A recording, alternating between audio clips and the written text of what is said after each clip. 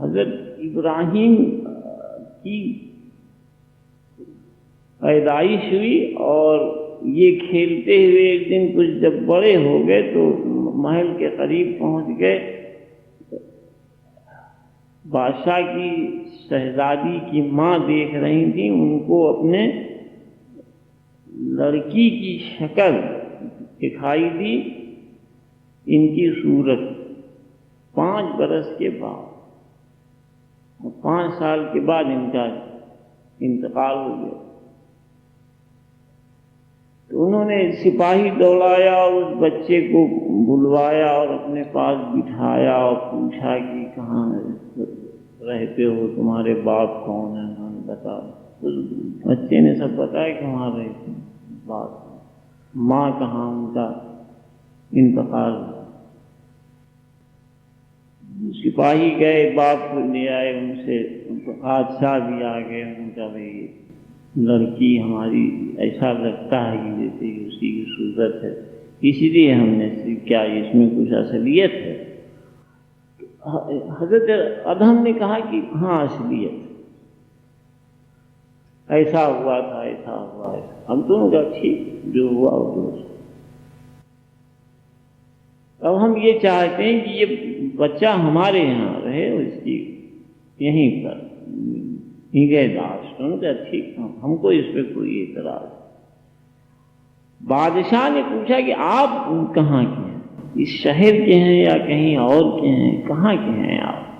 اب یہ جواب دینے میں ایک دم خاموش ہو.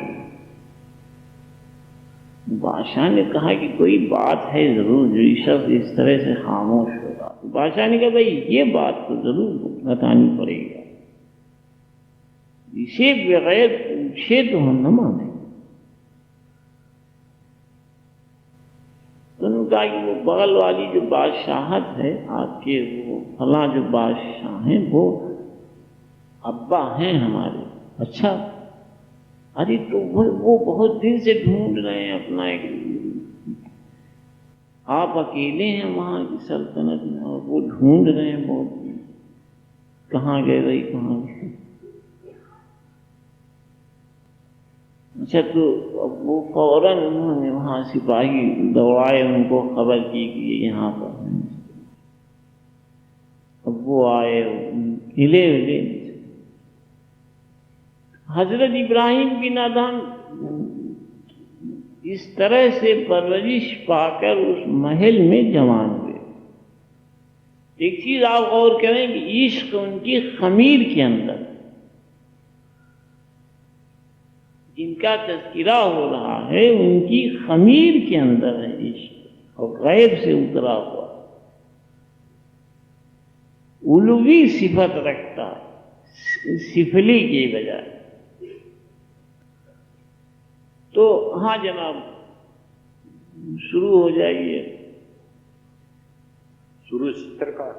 ہاں، حضرت ابراہیم بن ادہم کے بارے میں روایت ہے کہ وہ ایک راستے پر ایک دریا کے کنارے بیٹھے تھے. وہ روحانی بادشاہ تھے، اپنی گدڑی سی رہے تھے. اچانک اس جگہ ایک سردار آ گیا.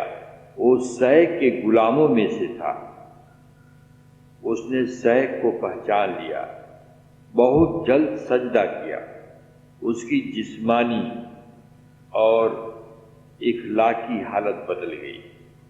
سیک اور ان کی گدڑی کے بارے میں حیران ہو گیا کہ انہوں نے ایسی عجیب سلطنت چھوڑ دی، اس فقیری کو اختیار کر لیا جو بہت باریک حرف ہے.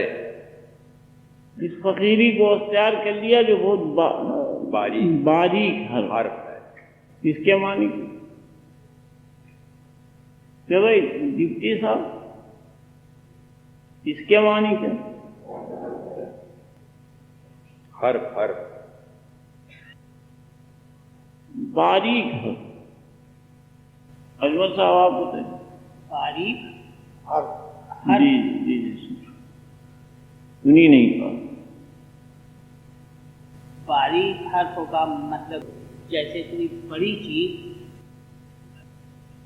جیسی سوئی کے ناکے سے نکالی جائے تو وہ جائے گی. جلدی نہیں جا سکتی ہے، تو اس کے ریاض جو ہیں وہ اسی باریکی کی طرف اشارہ کرتے ہیں کہ خود ہی کو مٹا دینا پڑتا ہے، تب یہ حاصل ہوتی ہے، روح سے اس کا تعلق ہے۔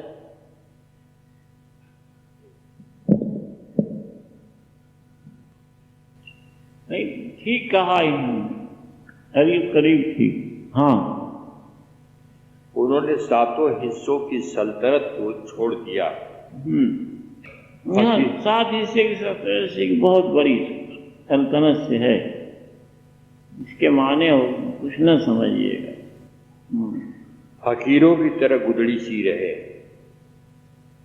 ایک سلطنت جو بہت عریض اور طویل پھیلی ہوئی رہی وہ اسے چھوڑ دیا، یہ مطلب۔ جی، اس کے اس خیال سے شیخ آگاہ ہو گئے۔ شیخ شیر کی طرح ہے اور دل اس کے جنگل ہے۔ ہاں، شیخ شیر کی طرح، دل اس کے جنگل، دل اس کے جنگل، اس کے معنی کیوں بھائی نیاز صاحب؟ دل اس کے جنگل، دل اس کے جنگل۔ دوسرے پہلو پہ سوچ لیجیے گا، دل اس کے جنگل، دل اس کے جنگل۔ حضور ٹھیک ہے، وہ شیخ شیر کی طرح ہے، وہ تو بات الگ ہے۔ دل اس کا جنگل ہے اس طریقے سے کہ جیسے جنگل بہت بڑا ہے، اس کا دل اتنا اس میں محیط اور بسیط ہے کہ ہر جگہ اس دل کے اندر میں باطنی دنیا اس کی بہت پھیلی ہوئی۔ ہمیں نہیں یاد، دل اس کے جنگل، دل اس کے جنگل، دل اس کے جنگل۔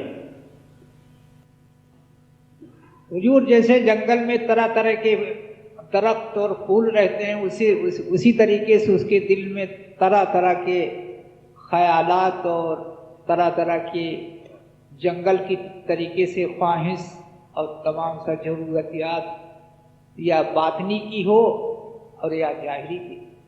اگر بات ظاہری کی ہے تو کچھ بھی نہیں ہے، اور باطنی کا ہے تو بہت بڑی سلطنت۔ ظاہری کا جنگل رکھتا ہے جستجو، تو وہ تو کچھ بھی نہیں ہے۔ اگر باطنی سے جڑ کر جنگل رکھتا ہے تو وہ بہت بڑا مقام قلب پہ جب رہتا ہے جنگل میں رہتا ہے۔ آپ نہ سمجھ پائیں گے وہ جس مقام سے بیان فرما رہے ہیں حضرت رومی، اس کے مطلب ہے کہ جب مقام قلب پہ فقیر رہتا ہے تو جنگل میں رہتا ہے۔ مقام قلب پہ جب فقیر رہتا ہے تو جنگل میں۔ مقام قلب کا مطلب ملکوت کے پاس جب ہے۔ اب یہ اور اس سے بھی زیادہ گہرا ہو گیا۔ دل اس کے جنگل ہیں کہ وہاں تو آسان تھا، لیکن وہ مفہوم نہیں ہے ان کا، جو اس میں جو ظاہری معنی ہے اس سے نہیں مطلب۔ اس میں معنی یہ ہے کہ جب فقیر مقام قلب پر رہتا ہے تو جنگل میں رہتا ہے، یہ معنی۔ اچھا ہاں بھائی، شیر کی طرح ہے، شیخ شیر کی طرح ہے، اور دل اس کے جنگل۔ جی، اس کے جنگل ہے۔ جی، دلوں میں امید اور ڈر کی طرح رواں ہے۔ یہ جملہ نوٹ کر لیجیے گا، آگے کبھی کام آئے گا۔ دلوں میں امید اور ڈر کی طرح رواں ہے، اس پر دلوں میں امید اور ڈر کی طرح رہو، دلوں میں امید اور ڈر کی طرح رواں، یہ اور شیر پر سوا سے دلوں میں امید اور ڈر کی طرح رہو۔ تو بات نہیں سمجھ میں آئی نا بھیا؟ دلوں میں امید اور ڈر کی طرح رہتا، رواں رواں، ہاں وہی مطلب رہتا ہے یا رواں ہے، روانی میں جاری ہے۔ ارے بھائی وہ دلوں میں امید اور ڈر کی طرح جوڑے رہنے پہ آپ جائیں، دلوں کے اندر وہ تخصیص نہیں کر رہے ہیں کون سا دل، حضرت رومی صرف دلوں فرما ہے، دلوں میں رہتا، دلوں میں رہتا، وہ تو صاف ہے ہی، کون سا صاف معنی کہاں پوچھا؟ یہ لوگ کون آئے بھائی، کہاں سے آئے نا؟ اچھا اچھا، بیٹھا بھائی، بیٹھیے۔ دلوں میں امید، شیخ کے لیے فرما رہے ہیں نا، دلوں میں امید اور خوف کی طرح رہتا ہے، دلوں میں امید اور خوف کی طرح رہتا ہے، ڈر کی طرح رواں۔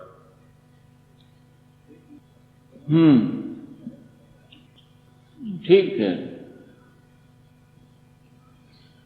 یا ڈر سے مطلب دوری سے بھی لیا جا سکتا، دوری سے بھی لیا جا سکتا، یہ وہ اس حصے کو بیان کر رہے ہیں جو کہ امید رکھ کر نزدیک آتا، عشق رکھ کے آنے والے والا گروہ الگ ہے، امید رکھ کر آنے والا گروہ الگ ہے۔ عام دلوں کی بات ہو رہی ہے، عشق صرف عشق رہتا ہے، وہاں کی کسی بات کی یہ نہیں ہے کہ یہ چیز، یہ امید لگائے ہیں یا یہ آرزو باندھے ہوئے ہیں یا یہ پانی کی تمنا رکھتے ہیں یا اس طرح، اس سے عشق ہے۔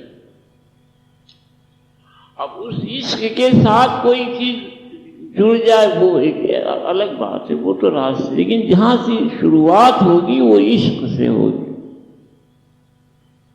اور یہ دوسرا مقام بیان کر رہے ہیں، مخلوق خواہ کی جو امید، جو خوف اور امید سے جڑی رہے گی، خوف اس بات کا کہ نقصان نہ پہنچ جائے یا نقصان جو ہو اس سے ہم بچ جائیں، اور امید وہی رتبہ اور مرتبہ اور بلندی اور اپنی شہرت اور نیک نام ہو۔ ہاں بھائی آگے، اس پر چھپے ہوئے راز پوشیدہ نہیں ہے، اس پر چھپے ہوئے راز اے بے حاصلو دل کی حفاظت رکھو۔ یہ ابھی میں ذکر کر رہا تھا، حضرت رومی نے یہاں بے حاصلوں کا تذکرہ کیا، کیوں یہ خیال آیا؟ نہیں جی، بے حاصلی کا بے حاصلو دل کی حفاظت رکھو، اہل رک جائیے آگے نہ بڑھیے، ہاں جب شروع سے یہ جہاں سے ابھی شروع کیا وہاں سے پڑھیے۔ اس پر چھپے ہوئے راز پوشیدہ نہیں ہے، اس پر چھپے ہوئے راز پوشیدہ نہیں ہے، اے بے حاصلو دل کی حفاظت رکھو، اہل دل کی مجلس۔ بس وہی بے حاصلو، ایک تو وہ کہ جو حاصل کرنے کی طرف بڑھ رہا ہے، اور دوسرا یہ کہ جو بہا ہوا ہے اور لگاتار فنائیت سے گزر رہا ہے، مقام فنا سے جو گزر رہا ہو باطنی طور پر ریاض کے زمانے میں، اس کے لیے فرما رہے ہیں کہ دل کی کیوں ہے، دل کی یہ ہے دل کی مجلس کی حاضری میں، نہیں اوپر، دل میں امید اور ڈر کی طرح روا ہے، اس پر چھپے ہوئے راز پوشیدہ نہیں ہے، اے بے حاصلو دل کی حفاظت رکھو۔ دل کی حفاظت رکھو، کس طرح سے حفاظت رکھی جائے یہاں صاحب بتائیے، تو رکھ لو یہ حضور دل کی حفاظت اس طریقے سے کی جائے کہ ان لوگوں کے ساتھ نہ بیٹھا جائے جو تمام دنیاوی باتوں میں تم کو پھنسا دیں، الجھا دیں، ان لوگوں سے دور رہو جو تمہارے باطنی راستے سے میں رکاوٹ پڑے۔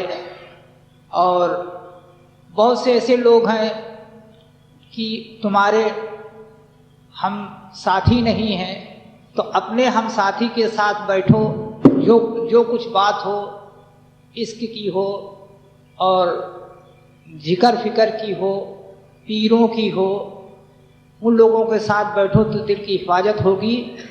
اور ان لوگوں کے پاس مت بیٹھو کہ تمہارا دل بھی ان جنگلی ناسوتی آدمی کے ساتھ جڑو گے تو اس ناسوتی ہی کی طرح تمہارا دل ہو جائے گا۔ نہیں، اٹھنے بیٹھنے سے حفاظت کچھ حد تک تو خیر ہو جائے گی، لیکن آدمی اگر مان لیجیے کہ مجبوری حالت میں کسی ایسی جگہ پھنستا ہے تب کیا، تب صورتحال کیا ہوگی اس وقت؟